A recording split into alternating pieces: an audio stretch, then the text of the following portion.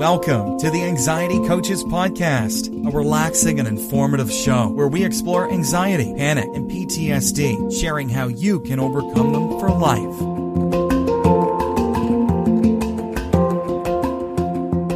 Aloha! Welcome back to the Anxiety Coaches Podcast. I'm your host and coach, Gina Ryan, and I am so happy to be with you again today as together we can consider the many ways to bring your mind and body back to its natural peace and calm.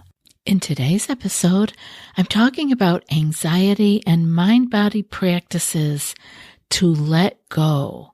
And very specifically, I'm talking about some excerpts that I have here from a beautiful book entitled The Centered Heart.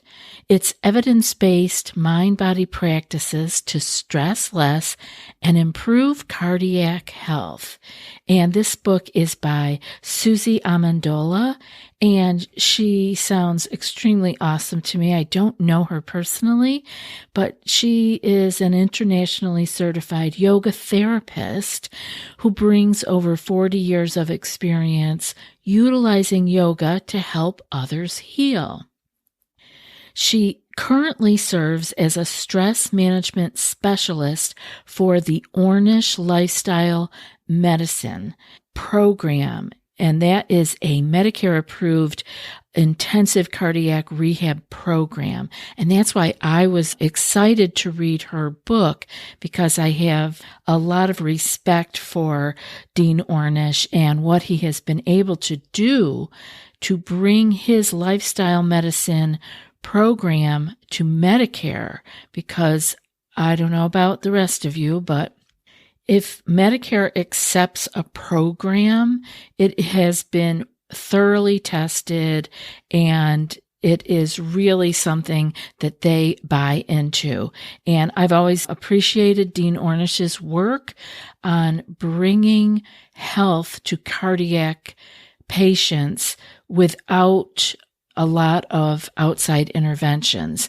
This was meaning they did lifestyle changes, meditation, dietary changes, community, things that really help to bring the heart, as Suzie's book is titled, The Centered Heart, to bring the heart back to the center. So I was very excited to read this, because I pay a lot of attention from my background to what's going on in the health and wellness world.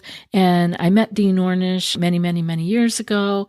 And so I was very thrilled, again, to see that Medicare picked up his program. I know here on Maui, I think down at Kaiser, they have his lifestyle medicine program if you are a cardiac patient. So let's get on with what Suzie has to say here.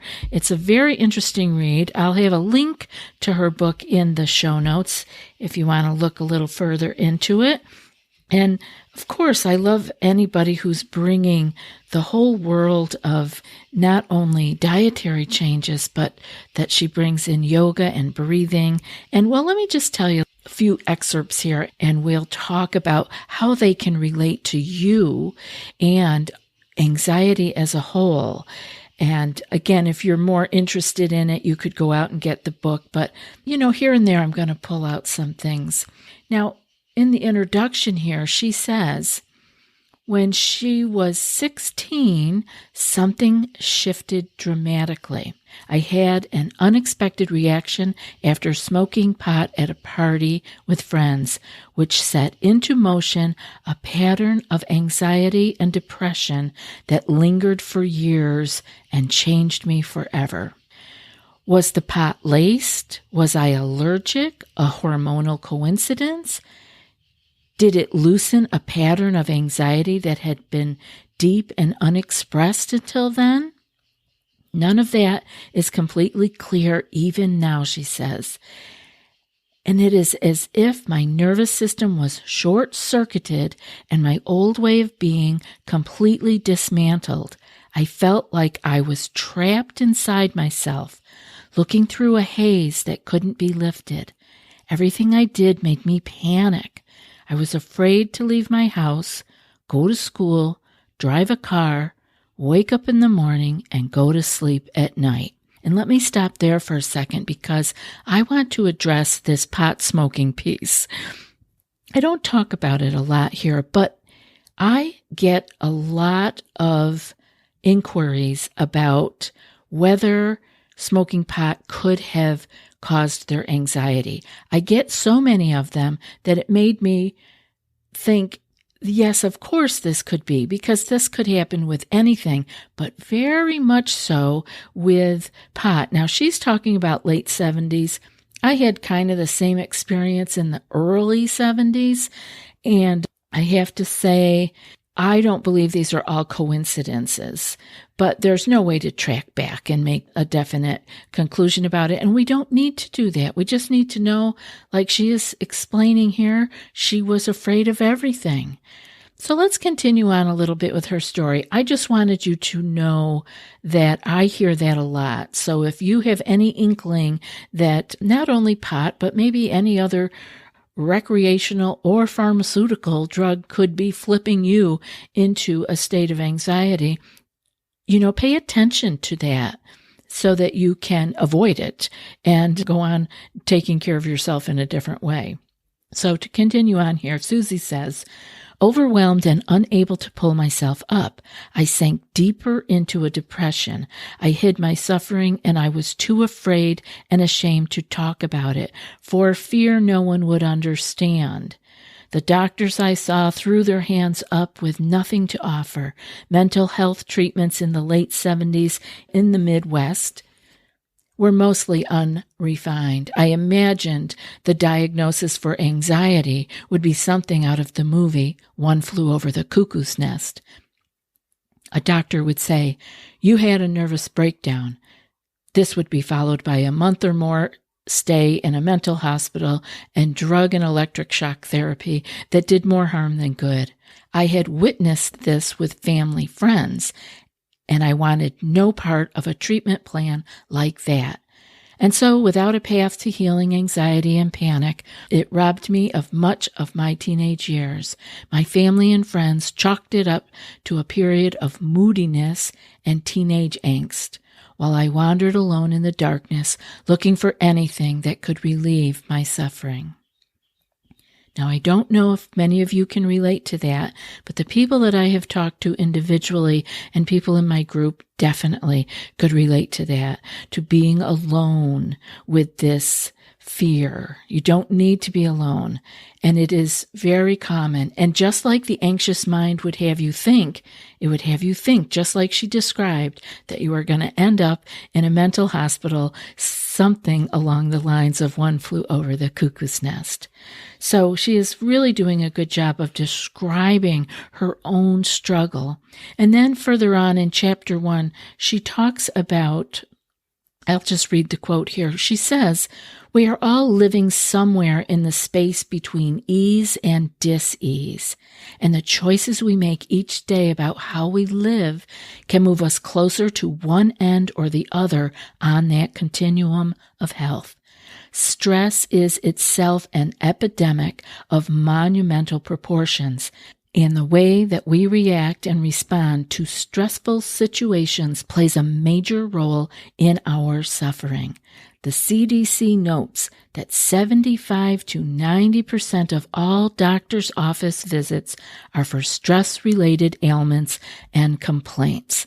And I'll stop there for a moment. I want you to keep that in mind, that health and dis-ease, or ease and dis-ease, as Suzie put it, is a continuum.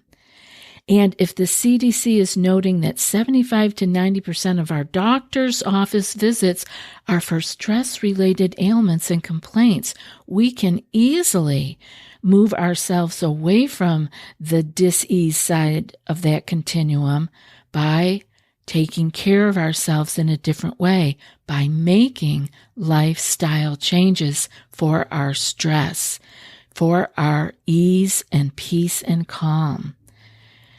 She goes on to say, prioritizing stress management practices in your life makes you feel in control and at ease. I know that rings a bell with you, because what does the anxious mind want? It wants control. So you can have that control and satisfy that part of your mind, not by Googling and trying to find out what the problem is, what the root of it is, what the awful catastrophe that is lurking for you. You can feel more in control and at ease by prioritizing stress management practices. And what are those? They are the things we talk about here. As I go through her book, she has a very big focus on yoga because that is the therapy that she does, yoga therapy, but she also talks about the way that we breathe and diet and so forth and so on. All of the things that we talk about here. So you guys are on track. Let's see what else I had here from her. Yes, she said, we can be more connected to our inner calm. And then she says, obviously, self-blame for our choices is not the answer. Instead, it's about redirecting your energies into what you can do to stay healthy without retreating to a monastery, an ashram, or an organic farm in the country. How we react and respond to everyday stressors can be the difference between health and disease. She goes on to say, talk therapies and didactic classes on stress management seem like they will relieve our suffering, but they alone don't really do the trick, because stress and trauma find their way into our bodies. We need therapies that address the body and the mind, therapies that bring us back to ourselves. And that's what we're talking about here, right? We are talking about coming back to ourselves, connecting to our inner calm, that place that is always inside of us if we can just get out of the way. I'm wondering if you can think of a time when you were able to feel more peaceful and calm. And hold that close to you, because that place is still inside you. And we tend to go hard on ourselves and beat ourselves up, blame us for getting to where we are, and thinking that we have to find some immediate way out or we're a failure. We're very hard on ourselves. So I want to remind you to bring some of that self-compassion in and realize you just are where you are. Again, isn't that facing it and accepting it, as we would talk about in Claire Week's terminology? And be able to just make a different choice today, whether that mean with your breathing, whether that mean taking 5 minutes out to have a regular meditation practice, or a yoga practice, or a Tai Chi practice, whatever you can find that can help you to relax in your body so that your mind can get the message that all is well, that you are okay. In chapter 3 of her book, she talks about relaxation, and that's a word, well, we would all like to relax, wouldn't we? And she goes on to say here, relaxation is creating space and letting go. And there's a quote here from Sidney J. Harris, and he says, the time to relax is when you don't have time for it. Now, we have talked about different quotes here on the show that talk about the same thing, right? I think it's the Dalai Lama that says if you don't have an hour to meditate, you need 2 hours.